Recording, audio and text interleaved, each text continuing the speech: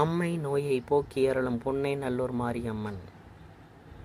தஞ்சாவூர் அரண்மனை தேவஸ்தானத்தை சேர்ந்த 88 கோயில்களில் ஒன்றான புன்னைநல்லூர் அருள்மிகு மாரியம்மன் திருக்கோயில் தஞ்சை நாகை சாலையில் 5 கிலோமீட்டர் தொலைவில் அமைந்துள்ளது.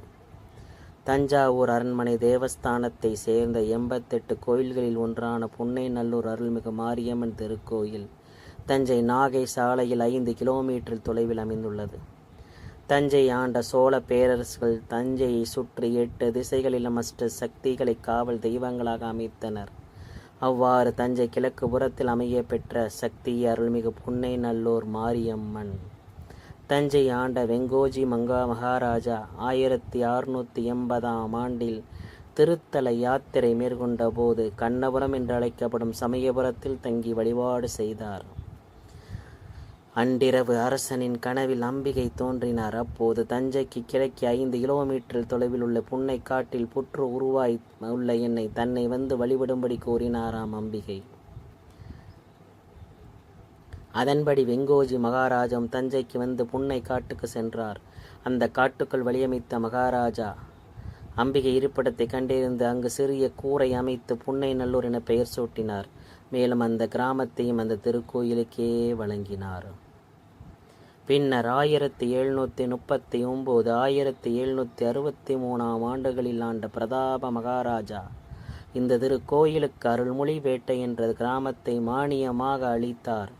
மேலும் இத்தொருக்கோயிலுக்கு வருவோர் அம்பாள் ஈஸ்வரனை வழிபடுவதுடன் பெருமாளையும் வழிபடுவதற்காக அம்பாளின் கோயிலுக்கு வடதிசையில் அருள்மிகு கோதண்டராமர் கோயிலையும் கட்டி மானியங்களையும் வழங்கினார். கண் கொடுத்த தெய்வம்.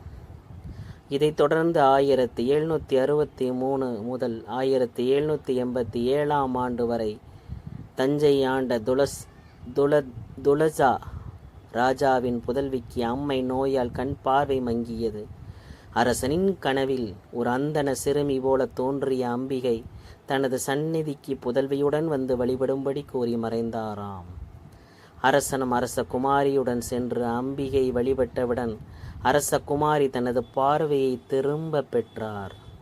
இதில் மகிழ்ச்சி அடைந்த அரசன் அம்பிகைக்கு சிறியதோர் கோயிலை கட்டினார்.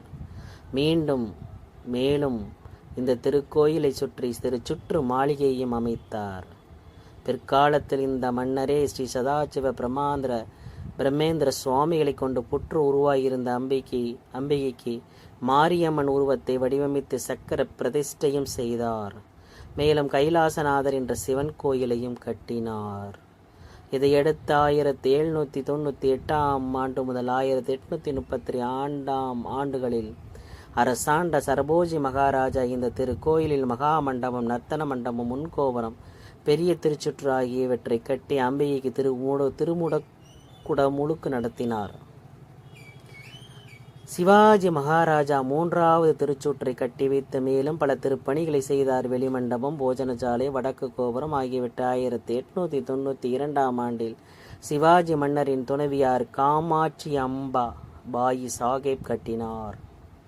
2ஆம் சிவாஜி ராஜா காலமான 1855ஆம் ஆண்டில் கல்காரம் வரை கட்டப்பட்டிருந்த ராஜகோபுரம் 7 நிலை கொண்ட அழகிய ராஜகோபுரமாக கட்டப்பட்டது. அபிஷேகமே கிடையாது.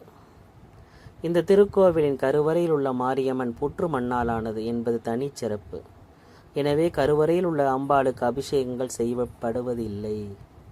அபிஷேகத்துக்காக அம்பாளின் வலதுபுறத்தில் வடக்கு நோக்கிய நிலையில் விஷ்ணு துர்க்கை உள்ளது.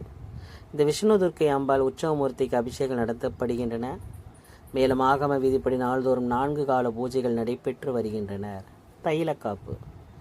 மூலவராக விளங்கும் புற்று வடிவில் உள்ள அம்பாளுக்கு 5 ஆண்டுகளுக்கு ஒரு முறை ஒரு மண்டலம் தைலக்காப்பு அபிஷேகம் நடைபெறும். அப்போது ஒரு மண்டலம் அம்பாளை ஒரு வெண்திரையில் வரைந்து ஆவாகனம் செய்து அதற்கு அர்ச்சனை ஆராதனைகள் செய்யப்படுகின்றன. அப்போது கருவறை அம்பாளுக்கு 48 நாள்களுக்கு நாள்தோறும் இருவழி சாம்பிராணி தைலம், புனுகு, அரகஜா, செவ்வாது ஆகியவற்றால் அபிஷேகம் செய்யப்படும். தைலாபிஷேக நேரத்திலும் தைல காப்பின் போதும் அம்பாளுக்கு வெப்பம் அதிகமாகும். அதை தவிர்க்க அம்பாளுக்கு தயிர் பல்லயம் இளநீர் வைத்து நைவேத்தியம் நடைபெறும். உள்தொட்டி வெளிதொட்டி இரண்டிலும் நீர் நிரப்பி அம்பாளின் வெப்பம் தணிவிக்கப்படும். ஆண்டுதோறும் கோடை நாள்களில் அம்பாளுக்கு முகத்திலும் சிரசிலும் முத்து முத்தாக வியர்வை வேர்த்து தானாகவே மாறிவிடுவது வழக்கம். இது இப்போதும் தொடர்கிறது. இதனால் இந்த அம்பிகையை முத்து மாரியம் என பக்தர்கள் அன்போடு அழைக்கின்றார்கள். அம்மை மண்டபம். குழந்தைகள் பெரியவர்களுக்கு அம்மை நோய் ஏற்படும் பொழுது அம்பாளுக்கு பிரார்த்தனை செய்து உள்தொட்டி வெளித்தொட்டிகள் நீர் நிரப்பினால் விரைவில் எந்தவித சிரமமின்றி குணமடைகின்றார்.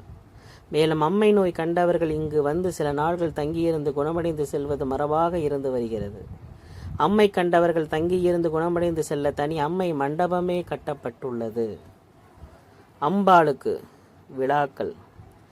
ஆண்டுதோறும் ஆடி ஆவணி புரட்டாசி மாதங்களில் திருவிழா நடைபெறும். ஆடி மாதம் முத்துப்பல்லாக்கு பூச்சொரிதல் திருவிளக்கு பூஜைகள் ஆகியவையும், ஆவணி மாதம் ஆண்டு திருவிழாவும், கடைசி ஞாயிற்றுக்கிழமை தேரோட்டமும், புரட்டாசி மாதம் தெப்ப உற்சவம் நவராத்திரி விழாவும், மார்கழியில் லட்ச திருவிளக்கு விழாவும், மாசி முதல் சித்திரை மாத வரை பால்குட விழாவும் நடைபெறும். வெள்ளக்குளம். திருக்கோவிலின் உள்புறத்தில் வெள்ளக்குளம் உள்ளது. உடம்பில் கட்டி பரு ஏற்பவர்கள் அம்பாளை வேண்டிக் கொண்டு வெள்ளம் வாங்கி வந்து வெள்ளக்குளத்தை இடுவர். வெள்ளம் தண்ணீரில் கரைவது போல முகப்பரு கட்டிகளும் கரைந்துவிடும் என்பது நம்பிக்கை. இது இப்போதும் வழக்கமாக இருக்கிறது. ஞாயிற்றுக்கிழமைகளில் கூட்டம். எப்போதும் இந்த திருக்கோயிலில் எப்போதும் பக்தர்கள் வருகை அதிகமாக இருக்கும். குறிப்பாக ஞாயிற்றுக்கிழமைகளில் பல்வேறு ஊர்களில் இருந்தும் ஏராளமான பக்தர்கள் வருகின்றனர். கோடை காலத்தில் அம்பாளுக்கு பிரார்த்தனை செய்து கொண்டு பல்லாயிரக்கணக்கான பக்தர்கள் பால்குடம் கவழி எடுத்து அபிஷேகம் செய்வது நீண்ட காலமாக வழக்கத்தில் உள்ளது. ஒவ்வொரு ஞாயிற்றுக்கிழமையிலும் இத்திருக்கோயிலுக்கு பல்வேறு ஊர்களில் இருந்தும் ஆயிரக்கணக்கான பக்தர்கள் வந்து அம்பாளை தரிசித்து பேரானந்தம் அடைகின்றனர்.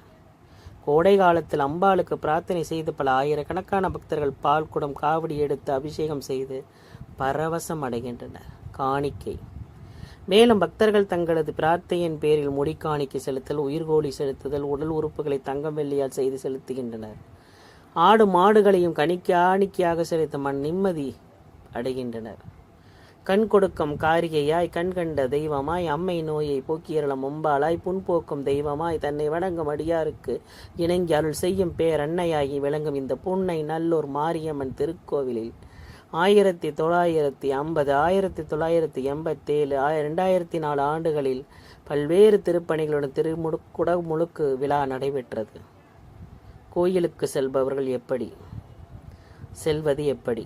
விமானம் மூலம் வருபவர்கள் திருச்சி விமான நிலையத்தில் இறங்கி சாலை வழியாக இக்கோயிலை அடையலாம். ரயிலில் வருபவர்கள் தஞ்சாவூர் ரயில் நிலையத்தில் இறங்கி சாலை வழியாக 5 கிலோமீட்டர் தொலை கோயிலை சென்றடையலாம். பேருந்தில் வருவர்கள் தஞ்சை பழைய பேருந்து நிலையத்திலிருந்து மாரியம்மன் கோயில் மற்றும் மாரியம்மன் கோயில் வழித்தடத்தில் செல்லும் பேருந்துகளில் செல்லலாம். நடை திறப்பு. இக்கோவிலில் காலை 5:30 மணி முதல் இரவு 9 மணி வரை நடை திறந்திருக்கும். ஆவணி ஞாயிற்றுக்கிழமைகளில் அதிகாலை 4:30 மணி முதல் இரவு 10:30 மணி வரைக்கும் நடை திறந்து வைக்கப்பட்டிருக்கும்.